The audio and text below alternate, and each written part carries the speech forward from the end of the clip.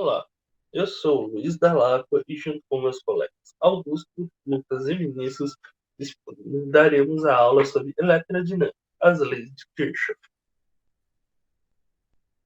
Vocês já se perguntaram como que a energia é produzida nas usinas elétricas, seja ela hidrelétrica, por nuclear, indiferente. Passam por torres de alta tensão, como essas postes que contém milhares de volts, chega nas suas tomadas com uma voltagem baixa, entre 100 e 240 volts, para carregar o seu celular com não mais do que 12 volts. Já se perguntou como o seu celular é carregado por uma energia que antes tinha milhares de volts? Então, as leis de Kirchhoff explicam como você consegue dividir a energia entre vários estabelecimentos sem a perda dela. Isso será explicado melhor mais à frente. Aspectos históricos. Aqui temos uma imagem de Gustav Robert Kirchhoff, um grande físico alemão vivido no século XIX, nascido na região antes que era Prússia, na região prussiana. Ganhou notoriedade ao introduzir os conceitos de nós e malhas, deu origem às leis físicas do campo de espectroscopia e eletrodinâmica. Foram leis fundamentais para compreendermos o sistema elétrico e o sistema elétrico. Ele desenvolveu a lei de malhas e lei de nós. Para exemplificar previamente a lei de malhas de nós, que será explicado mais à frente, voltamos aqui para cá. Isso aqui é uma malha ou circuito elétrico. É um exemplo. Mais à frente será explicado passo a passo como ocorre, mas basicamente é um sistema aqui temos fechado, ele pode ser aberto também, e corre energia por ele. E um nó é uma bifurcação dentro da malha ou do circuito. Você pode usar qualquer um dos dois nomes. Prosseguindo, os estudos de Kirchhoff foram essenciais para que pudéssemos distribuir energia pelas casas, tomadas e paredes. Como eu disse, graças a Kirchhoff conseguimos pegar milhares de volts dos postes e distribuir entre as tomadas, entre as casas, com voltagem que não supera os 240 volts. Com isso, surgiu a utilização de energia elétrica em iluminação. Por exemplo, a substituição do lampião a óleo pelos primeiros lampiões elétricos no Brasil, em 1879, simultaneamente, quase que simultâneo com os Estados Unidos e a Europa, onde surgiu essas tendências. Em outras palavras, no ano de 1879, a estrada férrea de Dom Pedro II, no Rio de Janeiro, recebeu os primeiros lampiões elétricos para sua iluminação. E foi um processo quase que simultâneo com o surgimento da tendência elétrica nos Estados Unidos e Europa. E Europa, quando surgiu praticamente as leis da elétrica, que proporcionaram, como, por exemplo, Kirchhoff alemão, e foi responsável pelas leis de Kirchhoff. E nos Estados Unidos surgiu a lâmpada, que foi patenteada por Thomas Edison. Ainda no século XX, houve-se a instalação da primeira usina hidrelétrica brasileira, em 1889, a usina de Marmelo Zero. Aqui temos uma imagem dela. Bem precária, vemos que não tão grande como as que temos hoje, mas vemos muita similaridade com as nossas atuais. Essa foi a primeira parte da aula. Em seguida, vocês terão as próximas com meus colegas. Obrigado. Eletrodinâmica é uma ampla área de estudo e tem grande importância em conhecê-la, visto que se fez presente nos equipamentos eletrônicos do cotidiano, como celulares, computadores e eletrodomésticos. Neles são constituídos de circuitos elétricos, então entenderemos como funcionam eles e alguns aspectos sociais. A produção de energia elétrica ocorre por meio de geradores. Isso trata-se de dispositivos constituídos de sistemas elétricos que transformam outras formas de energia em energia elétrica. Podemos mencionar exemplos dessa aplicação nas usinas hidrelétricas, que a partir do movimento mecânico das ondas de água nas turbinas é convertida em energia elétrica, como também os painéis solares, que produzem energia elétrica com a captura dos raios solares. Os receptores estão presentes em aparelhos como ventiladores, liquidificadores e geladeiras. Tem como função converter em outras formas de energia a mecânica, luminosa e térmica a partir da energia elétrica.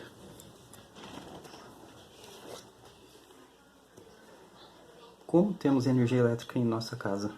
Vimos que a produção de energia elétrica começa nas usinas, podendo ser hidrelétrica ou termoelétrica, e vai sendo transportadas por linhas de transmissão, enquanto percorre por subestações, a fim de ajustar a tensão elétrica de acordo com a necessidade do consumidor, chegando assim nas redes distribuidoras, que podem ser levadas a empresas e indústrias que precisam de uma tensão média, como também são levadas pelos cabos dos postes, que reduzem mais ainda a tensão elétrica nos transformadores, até as residências, estabelecimentos e iluminação pública.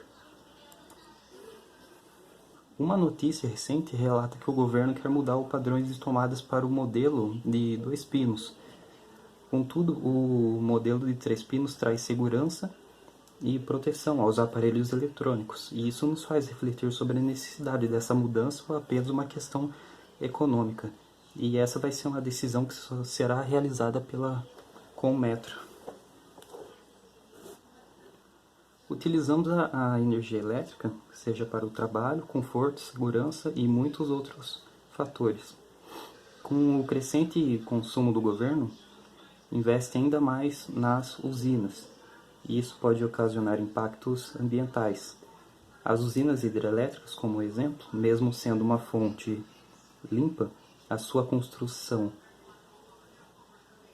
demanda grandes áreas de terra e provoca mudanças no ecossistema e alagamentos. Já as usinas termoelétricas liberam gases poluentes na atmosfera com a queima dos combustíveis fósseis como petróleo e carvão, contribuindo assim para o efeito estufa e a formação de chuva ácida. Existem medidas simples de economia de energia elétrica que evitam o desperdício desnecessário e preserva o meio ambiente. Algumas ações a serem tomadas são remover aparelhos ligados à tomada quando não tiverem uso, não deixar o chuveiro ligado por um tempo prolongado, apagar lâmpadas em recintos vazios, evitar pôr alimentos e bebidas quentes na geladeira, como também não mantê-la aberta por muito tempo.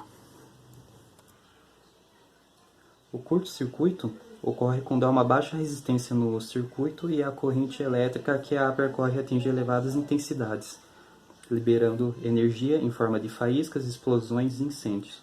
Por segurança, existem os disjuntores difusíveis, cuja função é impedir a passagem de corrente elétrica quando a corrente passa do limite permitido, evitando assim possíveis acidentes. Exemplificando alguns dos incidentes, temos o caso do incêndio no Museu Nacional do Rio de Janeiro, e uma das justificativas para o ocorrido foi a falta de revisão de instalações elétricas, pois o incêndio foi causado por um curto-circuito no aparelho de um ar-condicionado. Então, ficamos agora com as leis de Kirchhoff com o Lucas Mateus. Bom, agora que a gente já viu toda a questão histórica e relacionada à eletrodinâmica, as leis de Kirchhoff, também as questões aí problematizadoras da ciência, tecnologia e sociedade, a gente vai entrar na definição teórica das leis de Kirchhoff. Aqui a gente vai ver a importância que a gente tem para essa lei, é importante o porquê estudamos ela nos conteúdos aqui da física, e iremos explicar as duas leis de Kirchhoff, né? A primeira lei, a lei dos nós, e a segunda lei, a lei das malhas. Então, o porquê a gente estuda a lei de Kirchhoff? Qual que é a importância dessa lei para nós? Aqui nós podemos ver 3 circuitos complexos, com um grau de complexidade maior do que nós somos habituados a ver. Kirchhoff, como a gente já viu no começo da aula, o físico alemão, as suas leis, a lei que ele deixou para nós, permite que nós entendamos muitas situações que acontecem ali nos circuitos elétricos, desde como eles funcionam, até determinados componentes, e até resolver problemas e falhas em equipamentos que possuem algum circuito elétrico. Então, as leis de Kirchhoff têm uma grande importância devido a esse auxílio que nos oferece para resolver circuitos complexos. Ela é um complemento à lei de Pauli, que é uma lei aí mais voltada para circuitos simples, e a lei de Kirchhoff, ela nos auxilia a resolver esses circuitos complexos. Imagina só, todo o caminho que a energia elétrica faz para chegar na nossa casa. Ela percorre ali um longo caminho, né? Desde sair dali da usina hidrelétrica, eólica. A energia é jogada, passa por diversas linhas de transmissão, subestações de energia, transformadores, vem reduzindo sua tensão nesse longo caminho, até chegar na nossa casa. Nossa casa aí tem por volta de uma tensão de 240 volts. E todo esse caminho que a energia faz, ela passa por diversos circuitos complexos, com uma alta complexidade. Então, se um engenheiro, por exemplo, que trabalha nessas estações de energia, nessas subestações, precisa determinar, entender um funcionamento ali de um circuito complexo, a lei de Kirchhoff vai auxiliar ele, porque ela é um facilitador, ela nos auxilia a entender um circuito com um alto grau de complexidade melhor. Então, esse é um dos grandes motivos que a gente consegue, que a gente estuda a lei de Kirchhoff. Agora que a gente vai definir o que é a lei de Kirchhoff. A lei de Kirchhoff nada mais é que leis da conservação da carga elétrica e da energia nas malhas e nos nossos circuitos elétricos. Então, a lei de Kirchhoff, como eu já mencionei, possui 2 leis. As leis das malhas e a lei dos nós. A primeira lei de Kirchhoff é a lei dos nós e a segunda lei de Kirchhoff é a lei das malhas.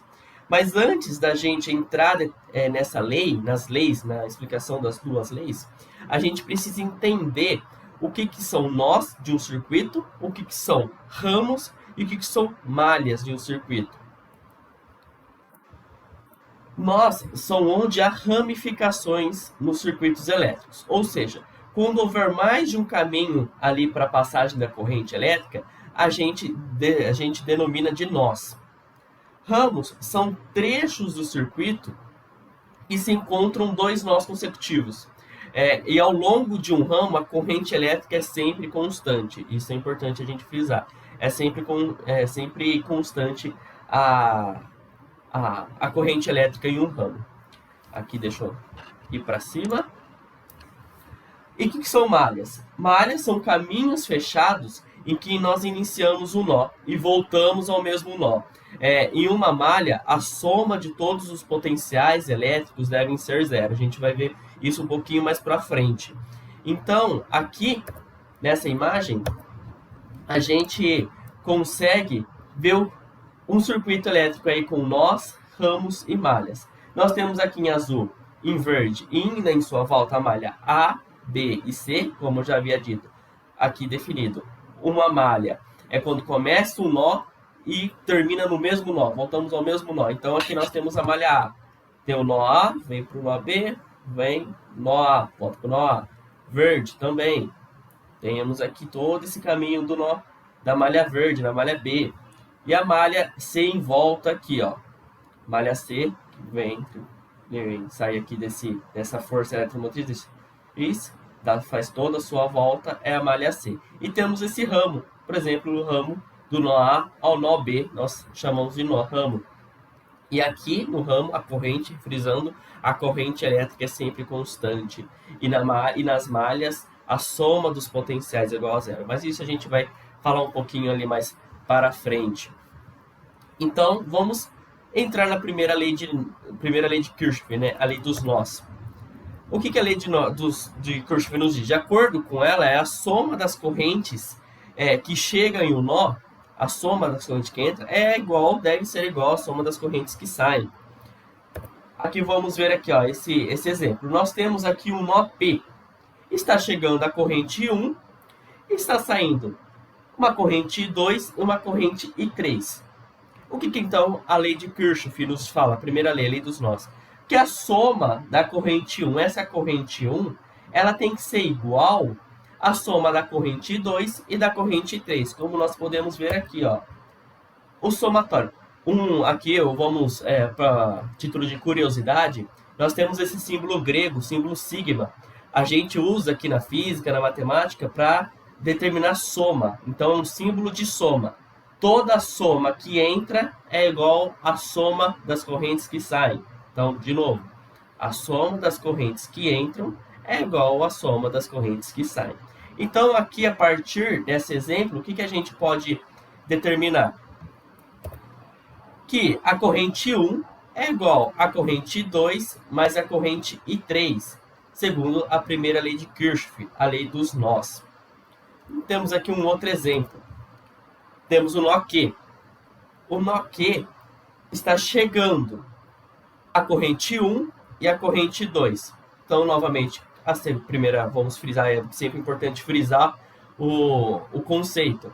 A soma das correntes que entram é igual à soma das correntes que saem. Portanto, a soma da corrente 1 mais a corrente 2 é igual à soma da corrente 3 mais a corrente 4. Então, aqui nós conseguimos definir a primeira lei de Kirchhoff, a lei dos nós. Aqui eu vou também fazer um adendo. Quando a gente não sabe o sentido da corrente, a gente determina esse sentido. Normalmente utilizamos ali o sentido convencional da corrente, nós utilizamos ali o sentido horário. Então, quando a gente não sabe o sentido que a corrente está fazendo, arbitrariamente, a gente define ali um sentido para as correntes. Agora vamos para a segunda lei de Kirchhoff, a lei das malhas. Nós temos aqui um circuito com duas malhas. Nós temos aqui nós, né? O nó B, o nó E. Temos os ramos, né? O ramo de A a B, de B a C, de C a D. E nós temos também aqui as malhas, né? A malha A, B, E, F, a malha B, C, D, E. E nós temos aqui essas forças eletromotrizes, geradores ou receptores. Se a malha contém gerador ou receptor, é necessário a gente identificar ele na hora da gente definir a nossa equação, o nosso problema ali que a gente vai estar resolvendo. Então, o que é um gerador? O gerador é quando a corrente ela entra pelo terminal negativo, quando a gente define o sentido da corrente, e essa corrente está entrando no terminal negativo, lembrando que o terminal negativo é essa barra menor, ela sai pelo positivo, ou seja, ela houve um ganho de potencial. Então, quando há um ganho de potencial, nós definimos aquela força eletromotriz como gerador. Receptor é ao contrário. A corrente entra pelo terminal positivo e sai pelo terminal negativo. Ou seja, houve perda de potencial elétrico. Então, nós denominamos de receptor. E como aqui a gente já viu, como já apareceu, a segunda lei de Kirchhoff, o que ela nos fala? Como eu já havia falado anteriormente. A soma dos potenciais elétricos em uma malha, ela tem que ser nulo. Ao longo de uma malha, tem que ser nulo. Por quê? Isso decorre do princípio da conservação de energia. O que o princípio da conservação de energia nos diz?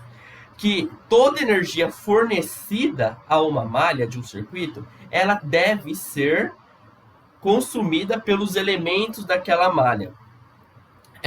Então, isso é o motivo da primeira lei de Kirchhoff, a que a soma dos potenciais é igual a zero, devido ao princípio da conservação de energia. E como que a gente calcula? Como é um potencial elétrico, vamos relembrar ali a primeira lei de Ohm. A gente calcula essa primeira lei de Kirchhoff usando a primeira lei de Ohm, que é ali que a tensão, né, o potencial elétrico, é igual ao produto da resistência vezes a corrente. Então, os potenciais elétricos dos resistores de uma malha devem ser calculados dessa forma. A gente utiliza a primeira lei de Ohm para calcular a segunda lei de Kirchhoff, a lei das malhas. Mais para frente a gente vai ver um exemplo disso na prática, para elucidar melhor ainda o conceito. Então, quando a gente tiver ali um circuito, como que a gente vai interpretar esse circuito elétrico? Nós temos aqui esse circuito. Nós temos ali duas forças eletromotrizes, E1 e E2. Não sabemos se ela é um gerador, qual é um receptor. Então, a gente vai definir isso agora. Não sei o sentido da corrente. O que eu fiz, então? Determinei um sentido. O sentido aqui, ó, alfa, ele é um sentido horário. E a partir de a gente definiu a corrente, a gente vai ali montar a nosso probleminha. Como a gente pode ver aqui. Nós temos aqui, ó, resistor R1. Nesse resistor R1, nós definimos aqui o sentido da corrente, está passando por ele essa corrente I3. E o sinal dele é positivo na hora da gente montar a nossa equação. Por quê? O sentido da corrente no ramo AC, ele obedece o sentido da corrente que a gente determinou, o sentido horário. Então, por isso, ao montar a nossa equação, a gente vai dar um sinal positivo a esse ramo AC, a esse primeiro potencial elétrico. Ok, vimos aqui, ó, chegou a corrente 1, passou pelo ramo AC, agora o ramo CD. O ramo CD, nós temos a corrente I2. Essa corrente I2, ela passa aqui por esse força eletromotriz E2, mas ela está chegando ao polo positivo. Então, como a gente já viu, se ela está chegando ao polo positivo, ela é um receptor, porque houve perda de potencial. Então, ela é um receptor, sinal negativo, sinal positivo, porque chegou ali pelo polo positivo. Essa corrente I2 vai passar aqui por esse segundo resistor R minúsculo 2. É um sinal positivo também, porque a corrente I2 está obedecendo, ó, sentido horário, está obedecendo o sentido que a gente adotou, o sentido horário. Portanto, ela é um sinal positivo nesse segundo potencial elétrico. Vamos ver agora esse ramo BD. Está chegando aqui, ó, nesse resistor R2, uma corrente I4. Mas aqui a gente pode observar que ela está no sentido contrário da corrente, né? Então, a corrente no sentido horário e a gente determinou o sentido horário e a corrente no sentido contrário. Portanto, no ramo BD, a gente diz que o sinal é negativo, porque está contrário ao sentido da corrente que a gente adotou. E nós temos aqui, agora, essa corrente I1 nesse ramo AB. Nesse sentido E1, nós temos aqui essa força eletromotriz E1. E essa corrente I1 está chegando no polo negativo. Então, se ela está chegando no polo negativo, ela é um gerador, porque ela entrou no positivo, no negativo e saiu pelo positivo. Portanto, é um gerador, houve ganho de potencial. E como ela está entrando no polo negativo, na nossa equaçãozinha ali, vai ser o sinal negativo para esse gerador. Agora, nós temos aqui esse quarto potencial, esse R minúsculo 1, que está passando a corrente 1 nele. Ele é um sinal positivo, porque nesse ramo, a corrente está obedecendo o sentido da corrente, né, que a gente adotou, no sentido horário. Então, sinal positivo, porque ela coincide com o sentido da corrente adotado. Após toda essa análise do circuito que a gente fez, a gente agora vai definir a nossa segunda lei de Ohm, a nossa segunda lei de Kirchhoff, aliás. Como? Aqui. Agora a gente vai juntar todos esses geradores e receptores e potenciais nessa equação. Temos esse primeiro potencial, como eu já havia dito, potencial R1. Então, aqui ele é sinal positivo nesse primeiro potencial, porque coincide com o sentido da corrente, adotada a corrente que passa por esse resistor.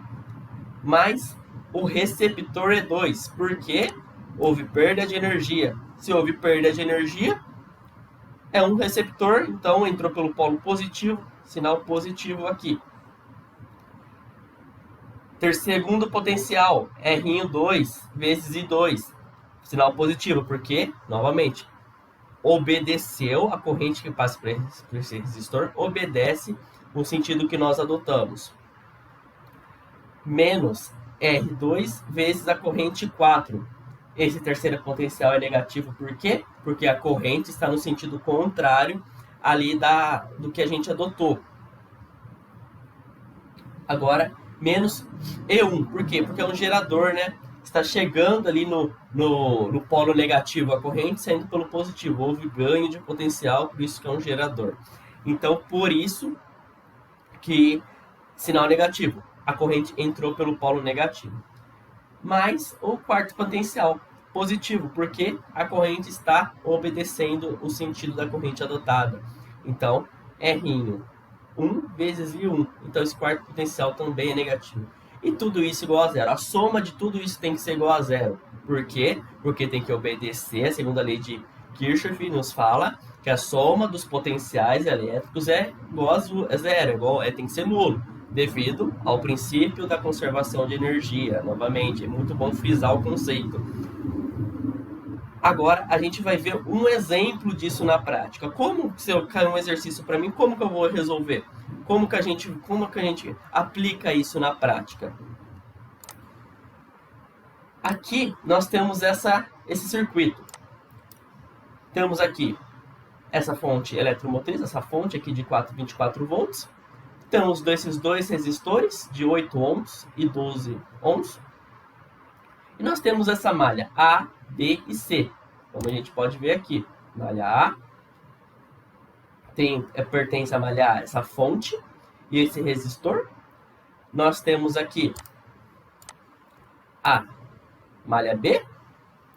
Temos aqui esses dois resistores, 8 ohms e 12 ohms. E nós temos aqui a malha C, que possui a fonte e esse resistor de 12 ohms. Então, aqui a gente tem o nosso circuito destrinchado nas suas malhas, certo? Nós temos aqui esse nó e os ramos aqui desse circuito. Então, o que a gente precisa? O que a gente vai calcular aqui? A gente precisa calcular essa corrente total. Como que a gente vai calcular essa corrente total? A gente vai utilizar aqui as duas leis de Kirchhoff. A primeira, a lei dos nós e a lei das malhas. A gente vai fazer uso dessas duas leis para calcular. A gente vai aplicar nesse exemplo aqui. Então, aqui, nós vamos interpretar o circuito. Nós temos a fonte de 24 volts. E está chegando aqui, ó, tem essa corrente IT. Nós determinamos aqui, ó, o sentido convencional, no sentido horário aqui da corrente. E ela está chegando nesse nó A. Nesse nó A, então, ela está saindo a corrente I2 e a corrente I3 para baixo aqui, né? Então, relembrando a primeira lei de Kirchhoff. A soma das correntes que entram, toda corrente que entra em um nó, é igual à soma das correntes que saem. Então, aqui, nós dizemos, então, que a corrente IT, a corrente total, é igual à soma da corrente I1 mais a corrente I2. Mas aqui a gente pode observar que a gente não tem nenhum valor de corrente, né? Então, como que a gente vai achar essa corrente? A gente vai achar pela segunda lei de Kirchhoff, a lei das malhas. Como? Aqui vamos ver nesse próximo slide. Temos aqui o circuito, ali do slide anterior. e vamos destrinchar ele. A segunda lei, relembrando, a segunda lei de Kirchhoff, né? A lei das malhas, a lei da soma dos potenciais elétricos tem que ser igual a zero para obedecer ali o princípio da energia, o princípio de conservação de energia, nem relembrando, símbolo grego sigma, lembra, sigma maiúsculo, sempre lembra em somatório, em soma. E nós temos aqui a nossa malha A. Tem a fonte de 24 volts, né? E temos aqui esse resistor de 8 ohms. Definimos o sentido horário da corrente. Então, a corrente está vindo aqui nessa direção, corrente IT, e vem aqui a corrente I1 passa por esse primeiro resistor, esse resistor de 8 ohms. Então, vamos interpretar. Está entrando aqui a corrente 1, está passando, está obedecendo, ó, o sentido da corrente. Por isso, esse potencial elétrico aqui é zero, é positivo, porque a corrente está obedecendo o sentido que a gente adotou. Vamos continuar seguindo aqui a corrente, ó. A corrente vem aqui e entra aqui no polo negativo dessa fonte e sai pelo positivo. Então a gente sabe que essa fonte é um gerador, 24 volts, é um gerador porque está tendo ganho de potencial elétrico. Está tendo ganho de potencial elétrico, ela é um gerador. Porque a corrente está entrando no seu polo negativo. Houve ganho de potencial gerador. Então é um sentido, aqui é um sinal negativo. E a gente vai calcular, como eu já disse anteriormente, a gente utiliza a primeira lei de Ohm para calcular aqui a lei de Kirchhoff. Então, só para relembrar, para frisar, primeira lei de Ohm. Resistor, potencial elétrico, é igual ao produto da resistência vezes a corrente. Só para a gente frisar todos os conceitos para não ficar nada desconexo. E nós vamos aqui achar nossa primeira corrente. Temos aqui a corrente, nós não sabemos a corrente 1, mas nós sabemos o valor do resistor e da fonte, do gerador. Então aqui, ó, 8 ohms vezes a corrente I1 menos 24 volts igual a zero. Manipulando a nossa equação aqui, ó, sinal negativo menos 24 passa para o outro lado da igualdade positivo. 8 e 1, o 8 está multiplicando a corrente, passa dividindo. Então, a corrente 1 é 24 sobre 8. Fazendo a divisão, chegamos ali que a corrente vale 3 amperes. Então, já conseguimos encontrar o valor da primeira corrente. Agora, a gente precisa encontrar o valor da segunda corrente para que a gente possa determinar a corrente total. Como? Vamos analisar a outra malha. A malha aqui B, que nós temos aqui dois resistores. Resistor de 8 ohms, mais o resistor aqui de 12 ohms. Nessa malha B. Montando o sentido da corrente aqui também é um sentido horário. Então, está vindo aqui uma corrente I1 aqui, nesse 8, como a gente pode ver na outra malha, passa uma corrente I1. E aqui, nessa corrente, nesse segundo potencial, passa aqui uma corrente I2. Vamos montar. Aqui, o sentido da corrente está contrário. Então, por isso, aqui, nesse primeiro potencial referente aqui, está fazendo um sentido contrário. Aqui era para ele estar subindo, mas ele está descendo. Ó, o sentido é esse, mas a corrente está aqui descendo. Então, por isso, o sentido é contrário da corrente que a gente determinou. Então, esse primeiro potencial é negativo.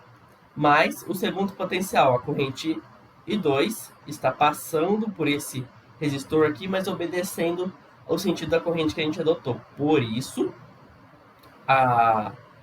é o sinal positivo nesse segundo potencial, porque obedece ao sentido da corrente. Tudo isso igual a zero. Então, vamos resolver nossa equação. Temos aqui menos 8 e 1 vezes mais 12, resistor 12 ohms, vezes a corrente 2, igual a zero. Nós já encontramos, né, o valor da corrente 1 na malha anterior. Então, só vamos substituir aqui. Menos 8 ohms vezes 3 amperes, mais 12 ohms vezes a corrente I2, que é igual a zero. Menos 24, multiplicando aqui, multiplicaçãozinha simples, menos 24 mais 12, que multiplica a corrente 2. Agora a gente vai manipular nessa equação da mesma forma que a gente fez anteriormente. 24 está negativo, passa para o outro lado da igualdade positivo. O 12 está multiplicando a corrente 2, então passa dividindo. Então nós encontramos que a corrente I2 é igual a 2 amperes. Portanto, a gente já encontrou os dois valores de correntes na segunda lei de Ohm, na segunda lei de Kirchhoff, a lei das malhas. Então, agora a gente vai voltar para a primeira lei de Ohm. Na primeira lei de Kirchhoff, a gente já vai, agora, através da primeira lei a lei dos nós, a gente vai conseguir determinar a corrente total. Vamos voltar então aqui para o nosso exemplo aqui, para o nosso circuito de exemplo. Temos aqui o circuito novamente, né? Chega essa corrente total nesse ponto, nesse nó A, e desce a corrente 2, e a corrente 1 e a corrente 2. Como eu já disse, na primeira lei dos nós, como a gente já definiu, a soma das correntes que entram é igual à soma das correntes que saem. Então, a corrente total é igual à corrente I1 mais a corrente I2. Como já encontramos os dois valores das correntes, nós temos então a corrente total que é igual a 3 amperes mais 2 amperes. Portanto, a corrente total do circuito é 5 amperes. Então, aqui nesse exemplo, a gente pôde ver como a lei de Kirchhoff nos auxilia nesses circuitos um pouco mais complexos. Através de suas duas leis, a gente conseguiu determinar a corrente total ali desse circuito. Então, imagina agora um engenheiro, né, que trabalha naqueles circuitos super complexos. A lei de Kirchhoff auxilia muito eles. Então, a gente conseguiu aqui passar essa explicação teórica. Agora, vamos ver a prática propriamente dito com o experimento. Obrigado, pessoal. Ok, pessoal, então chegamos à última parte, sendo esta a parte experimental. Nela veremos onde será desenvolvido e simulado os nossos experimentos baseado nas leis de Kirchhoff, ao qual a aula é proposta a fazer. Então, basicamente, montamos o nosso circuito nessa placa chamada placa de ensaio ou matriz de controle. E basicamente o que temos? Resistores de diferente resistência, mas como eu sei disso e será abordado? É que basicamente no corpo dos resistores existem faixas com diferente coloração que apresenta diferentes resistências de acordo onde está localizado cada cor e sua distância. E nessa imagem temos o que? Uma fonte, né, que seria a pilha de 9 volts, inserida no nosso circuito por essas aberturas aqui na nossa placa de ensaio. Então, basicamente, vamos esmiuçar cada parte. Vamos lá. O protoboard, né, que seria a nossa matriz de contato, ou a placa de ensaio, como dito anteriormente, é aquela estrutura a qual utilizamos para montar nossos circuitos elétricos. Na nossa aula, vamos apenas focar na pilha, né, que seria a nossa fonte, e os resistores, com diferente coloração, que será mostrado também no nosso simulador. Essa placa, chamada de protoboard, ela é utilizada principalmente para simular situações. Por exemplo, quando queremos encontrar uma certa corrente para fazer com que um LED não entre em curto-circuito. Então, chegamos e colocamos resistores, que são dispositivo para o controle da passagem de corrente elétrica.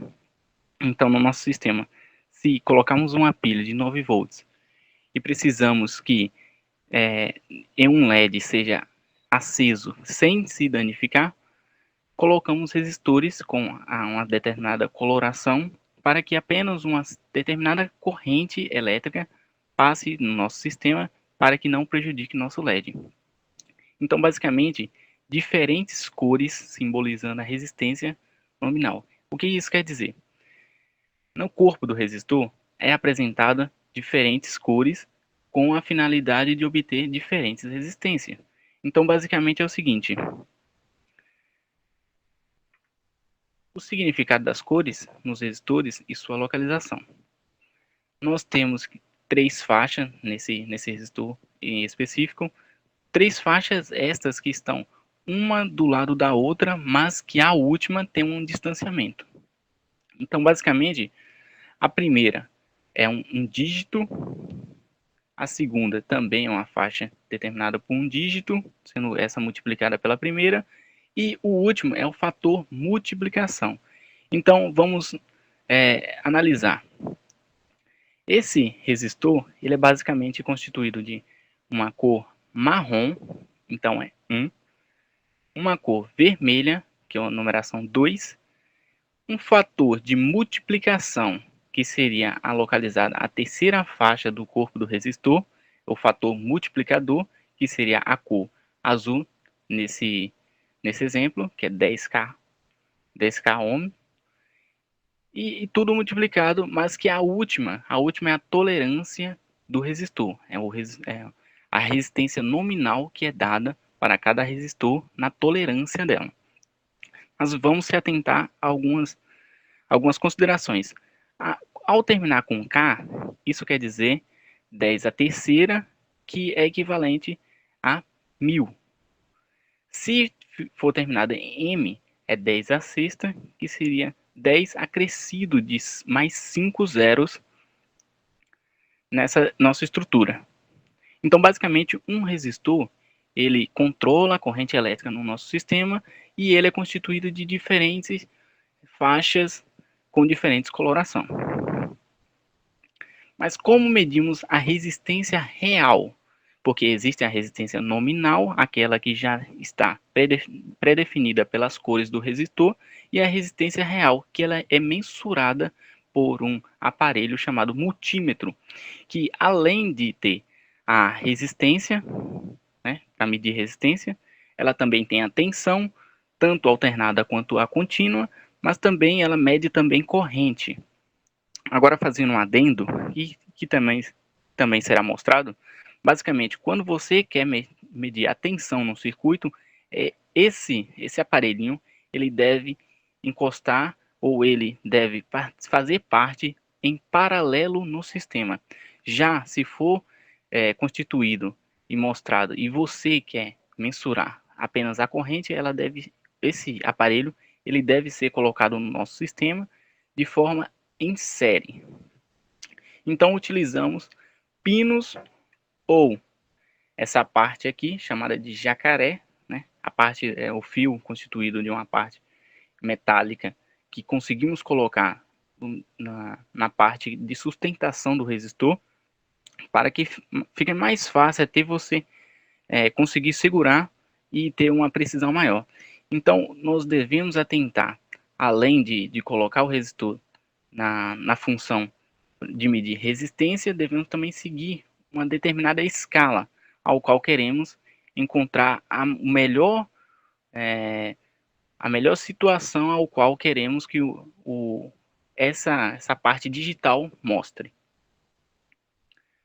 Então, geradores ou fonte de tensão. Existe diversa, uma imensidão de geradores, mas que nessa situação vamos focar mais na pilha, que seria no simulador virtual, uma pilha de 9 volts, mas que pode ser alternada. Mas temos vários, tem bateria de carro, podemos comprar também uma fonte de tensão, tanto alternada quanto contínua, que ela pega a força da corrente elétrica e transforma ou converte em outro tipo de tensão.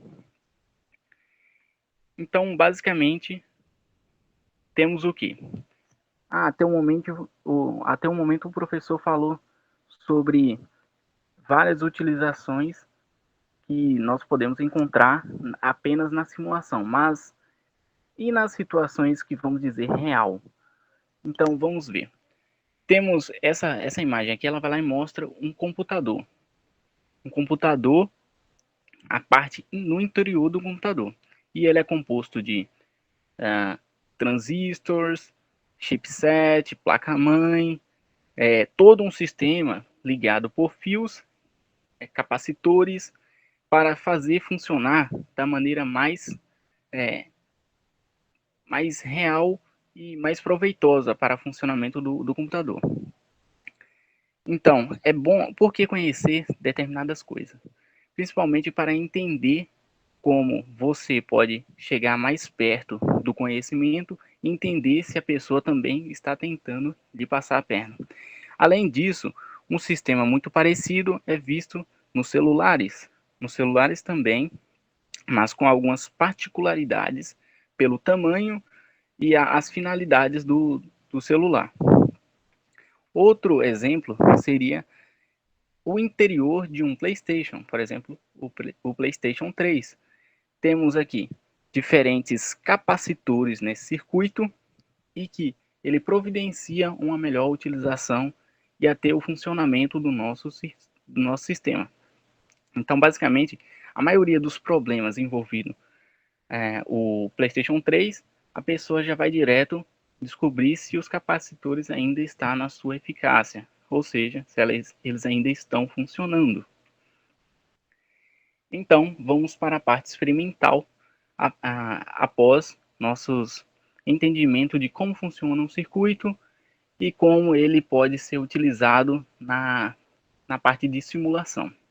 Então, basicamente, vamos utilizar essa forma aqui, a nossa base, mas com algumas particularidades que é a nossa finalidade.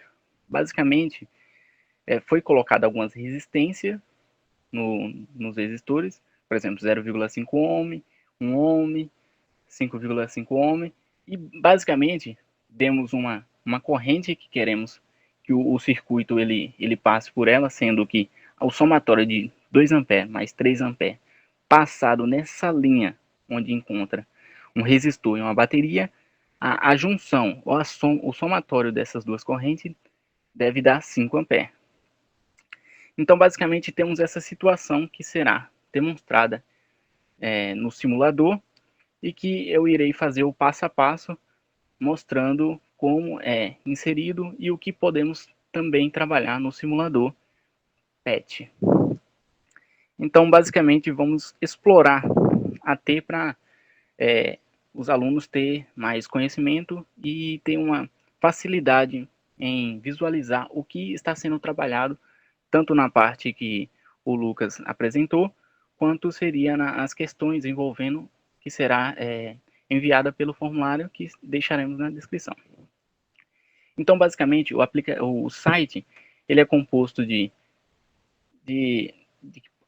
áreas relacionadas à elétrica. Então, temos fio, bateria, lâmpada, resistor, interruptor, fio, fusível, que é um dispositivo que ele se sacrifica para que o seu sistema ele não entre em curto-circuito. Temos também baterias, que é essa daqui, ela possui uma maior DDP. Temos resistores com mais resistência do que apresentado anteriormente e outros objetos que são encontrados no dia a dia. Então, e ao lado direito temos o nosso voltímetro, que ele mede a sua tensão, então devemos colocar ele em paralelo, e o nosso amperímetro, que devemos colocar em série no nosso sistema. Então vamos para a nossa atividade.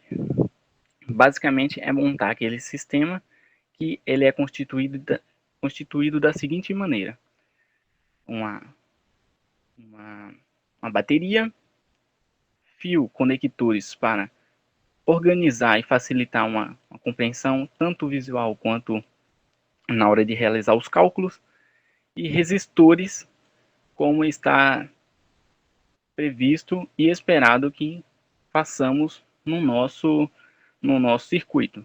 Então, basicamente, é você colocar ou configurar uma situação, no nosso caso, aquela que é experimental e queremos chegar, e colocar resistores de acordo com a nossa imagem. Então, essa daqui seria mais ou menos a estrutura que queremos ter. Então, primeiramente eu vou fazer a primeira malha, e a segunda malha eu não vou dar uma certa prioridade, porque senão a aula ficaria muito monótona. Então a primeira parte eu faço, e a segunda, basicamente, vocês irão acompanhar apenas a finalização dela, que seria colocar as resistências nos resistores e analisar num contexto geral de como é disposto e como será trabalhado o nosso sistema. O nosso sistema que foi requisitado. Então, basicamente, é composto de alguns resistores,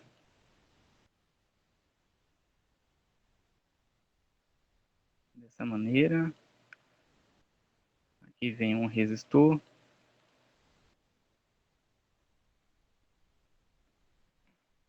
Um resistor aqui do lado da bateria.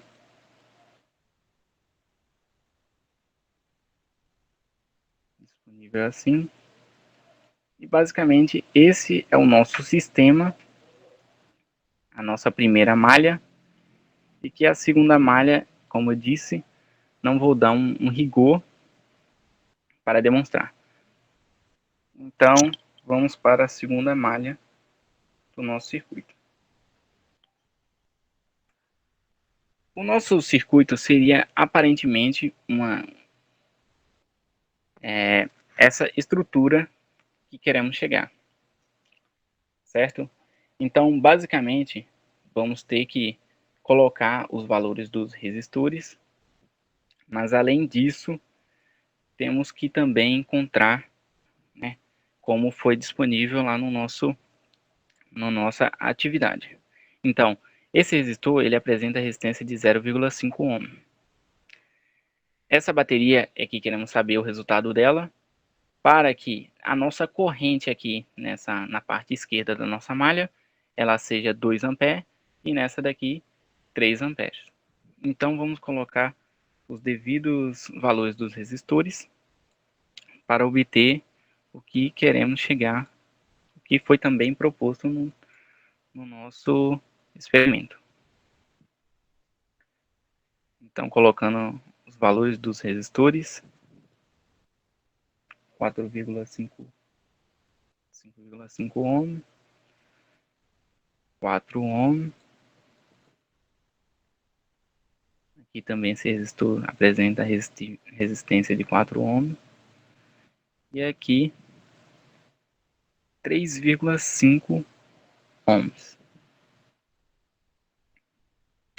E nós temos disposto no nosso experimento que a nossa bateria ela possui uma DDP de 4,5 volts.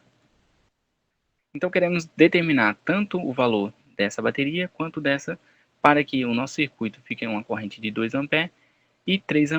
Então há duas maneiras de fazer: tentativa e erro, ou você resolver primeiro matematicamente e comprovar por meio da análise de colocar apenas o valor da tensão nessa bateria e na outra bateria. Então, uma das coisas que devemos primeiro fazer é ver se os polos da bateria está de acordo com o estabelecido no enunciado. Então, polo negativo, polo positivo, polo positivo, polo negativo, polo negativo, polo positivo. Então, está de acordo. Então, vamos resolver da maneira matemática e vamos conferir para ver se o resultado é o mesmo apresentado. Então, basicamente, vamos utilizar a seguinte relação. Os resistores, se colocarmos que o circuito ele é percorrido nesse sentido, sendo esse o sentido horário, né? E o resistor ele estiver participando dessa forma, será positivo na frente. Se quisermos analisar no sentido anti-horário, nós iremos colocar um negativo. Para os geradores ou receptores, no caso nosso, a pilha, se ela entrar, se analisarmos advindo de no sentido horário, se entrar pelo positivo, vamos considerar positivo. Se entrar pelo negativo, consideramos negativo. Então, basicamente, vamos resolver para a primeira malha, sendo esta da esquerda. Então, vamos considerar essa parte daqui. Essa parte aqui é negativa. É a nossa bateria e sua DDP é negativa por conta daqui ser negativo. Então, vamos considerar que essa daqui é a primeira pilha ou o primeiro gerador. Esse daqui seria o segundo, terceiro. E a ordem dos resistores é 1, 2, 3, 4. Basicamente é isso. Então vamos lá. E1 negativo. O resistor, o segundo resistor, tem uma resistência, né, tensão V1, V2, V3, V4, V5. E por aí vai. Então, basicamente, vamos trabalhar em cima disso daí. Então, montado essa estruturação, vamos resolver a parte matemática.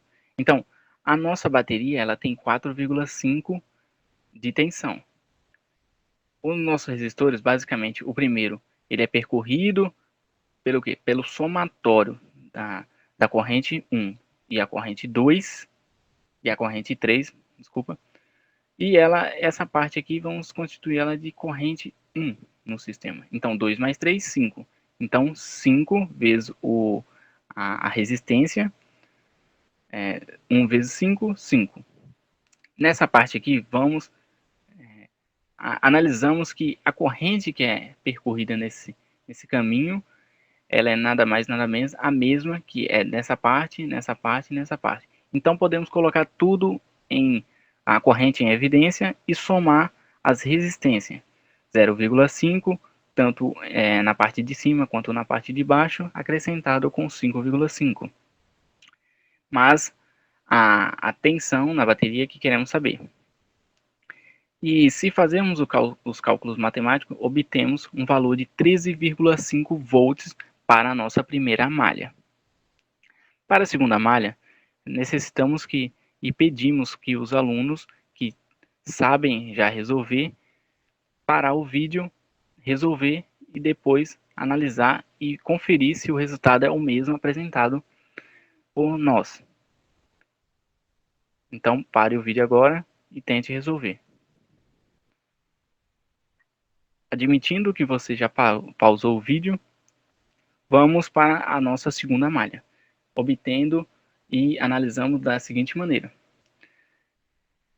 Resistores, é a mesma maneira anterior. Resistores, se estiver no sentido horário ou anti-horário determinado da corrente, vamos analisar desse seguinte sentido e análise matemática e dos sinais. Positivo, negativo, analisando da seguinte forma. Se estivermos percorrendo o circuito no mesmo sentido da corrente elétrica, é positivo. Se estivermos percorrendo o circuito pelo sentido da corrente elétrica, do sentido contrário da corrente elétrica, colocamos o negativo. E para os geradores, se entrarmos pelo polo positivo, será positivo. E se entrarmos pelo polo negativo, será negativo. Então, vamos analisar a mesma situação. A nossa bateria tem menos 4,5. A corrente que é percorrida aqui é 5, né, que seria o somatório, vezes a resistência. E como o exemplo anterior, a malha anterior, obtemos que a corrente que é passada nessa parte e nessa parte é a mesma. Então, podemos colocar ela em evidência e fazer o somatório dessas partes. 4 mais 4...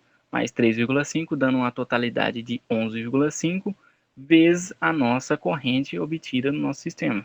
Então, obtemos 35 volts. E a primeira foi 13,5, comparando com essa da parte 3, que é 35 volts. Então, vamos verificar para ver se o resultado encontrado matematicamente bate com o que queremos alcançar. Então, a nossa tensão na bateria 1 é 13,5 e na bateria 2 é de 35 volts. 35 volts.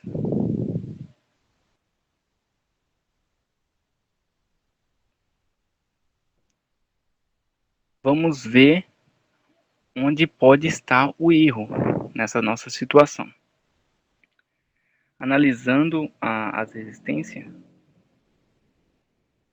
vamos perceber que elas estão todas certas, mas que o valor da nossa bateria é 12,5 e não 13,5 como combinado.